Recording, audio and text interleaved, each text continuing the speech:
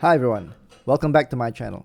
This is my usual weekly technical analysis outlook videos in which I will comment on what I think will happen to some FX crosses and equities. I have another series running, the Financial Market series, that breaks down topics in the financial market in ways that are easy to understand. You can find the links in the description about these videos. As always, before I begin, I want to clarify that this is not a solicitation or recommendation to enter into long or short positions in the names that I will mention in this video, nor do I have existing positions in them.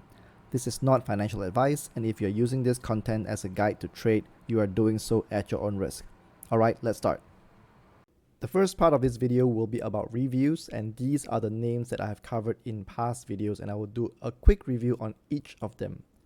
Next, I will begin covering these names and review them in upcoming videos. I've put in timestamps, so please use it to skip to the names that interest you. In earlier videos, I noted that on the daily chart in the euro-dollar, what you're seeing here, euro-dollar is forming a bearish pattern, a double top, yet on the weekly chart, which I will show you later, it is still bullish but undergoing a corrective decline. Let's talk about the daily chart first. What you're seeing here in a video on the 6th of October, I said that the textbook target of this double top, a bearish pattern, is at 1.0802. Euro-dollar reached a low of 1.0810 on the 17th of October. That's nearly 100% of the target. So I now consider this double top to be resolved. We can see that price action has started to diverge from the lower Bollinger over here, a sign that downside bias is easing. Now I'm switching over to a weekly chart, and I will show you how the weekly chart is still bullish.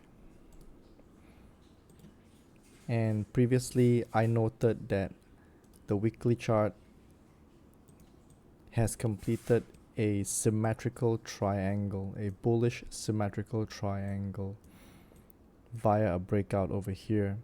And I noted that after pattern completions, usually it's followed by a correction, and we have seen that correction, right? So the latest price action, latest weekly price action over here appears to have bounced off the Ichimoku cloud support.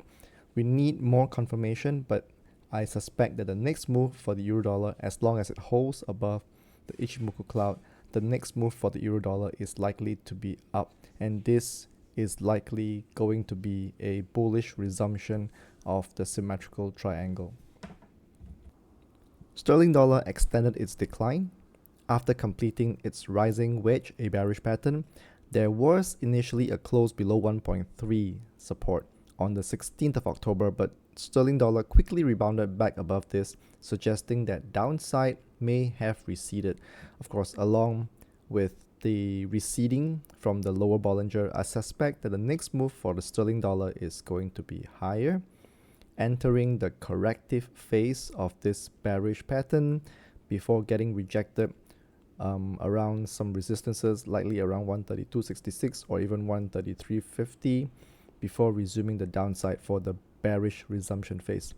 The textbook target of this rising wedge is at 1.28, and sterling dollar fell to a low of around 1.2989. That's just slightly more than 60% of its target met. So I think there is still room for declines after this corrective rebound. If this correction falters around 133.50 or falters even before 133.50, then sterling dollar could form another bearish pattern. Dollar yen extended its upside, as I noted in the video on the 6th of October, but I want to note that dollar yen has yet to have a correction after completing this falling wedge, and price action has yet to test the upper Bollinger, which is a sign that upside bias may be easing. So if dollar yen declines from here, I will view this as the corrective phase before upside resumes. Dollar yen has reached more than 70% of its textbook target, which is at 152. So if dollar yen falls below the cloud, I will cease coverage of this cross. As noted in the video on the 6th of October, $CNH expectedly advanced after completing a falling wedge, a bullish pattern. I believe that there is new development recently. I suspect that the $CNH was rejected by the resistance over here at 7.1360. We will get more clarity in the coming days.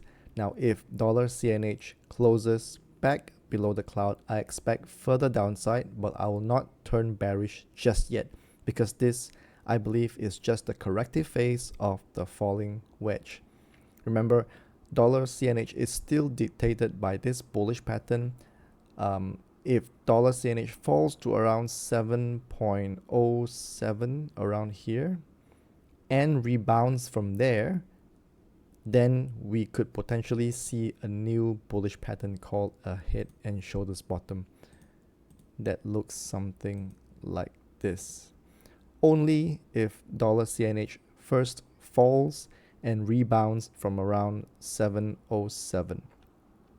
The lower $CNH falls below 7.07, the less likely it is to form another bullish pattern and could just invalidate the whole bullish structure by falling further below the 7 level. Moving on to equities, I'll start with Disney. 3 weeks ago, I cautioned that if Disney manages to close above the 20-week simple moving average, there should be increased upside bias and the second shoulder of the head and shoulders bottom will continue to form. Now let's zoom in on the latest price action development. Disney closed above the 20-week simple moving average 3 weeks ago and struggled to push back below it, and this week we see a rally. So I expect Disney to still be biased towards the upside. The next leg higher could be testing the Ichimoku cloud, and once there is a close within and preferably above the Ichimoku cloud, then we can get more clarity on the potential formation of this head and shoulders bottom for Disney. In the video on the 8th of September, I cautioned that Totalenergies may be forming a head and shoulders top bearish pattern. The second shoulder continues to take shape, and price action suggests that downside bias has increased. Now, note that upside was rejected by the 20-week simple moving average and closed below the Ichimoku cloud this week. So I suspect further downside, and once there is a weekly close below the neckline at 57.99, this bearish pattern will be complete. In the video on the 6th of October, I noted that the next resistance for the US 10-year government bond yield is at 4% and cautioned that there may be difficulty in breaking higher. This wasn't the case. The 10-year yield easily broke above the 4% level, and when there was a correction somewhere around here, bounced off the support. Now that it is trading above the Ichimoku cloud, there should be further upside, but I want to note that the textbook target of this falling wedge bullish pattern is at 4.3, and the 10-year yield has reached nearly 70% of this target. Also, ever since completing this bullish pattern, the 10-year yield has yet to have a correction, so a decline is reasonable, and a decline should be viewed as just the corrective phase before bouncing off some supports to resume the upside. There will be two new coverage this video. The first one is on Roche Holding, which is a Swiss company. The recent price action suggests that it may have formed the second shoulder of a head and shoulders bottom, a bullish pattern. The latest weekly close above the 20-week simple moving average adds to its upside bias, and a weekly close above the neckline, which is downward sloping, I think it is around 285, will complete this bullish pattern that has a textbook target at 362.5, but do watch out, the resistance is at 335.1, and this can reject Roche lower when tested. And the second new coverage is on Servicenow. Servicenow has declined of late and has diverged from the upper Bollinger. This has raised the risk of it forming a double top, a bearish pattern. A close below the 20-day simple moving average will increase its downside bias, and a close below the neckline, which is at 863.24, will complete this bearish pattern, and the textbook target is at 780.51. I will close off this video with dollar real. In the video on the 15th of September, I cautioned that dollar real could be forming a head and shoulders top. As of now, I think this head and shoulders top has been invalidated in the last trading session on the 18th of October, because there was a close that exceeds above the high over here of 5.6926. So dollar real did not even complete this head and shoulders top, therefore there was no bearish confirmation, and I will no longer be covering this name until there are new developments.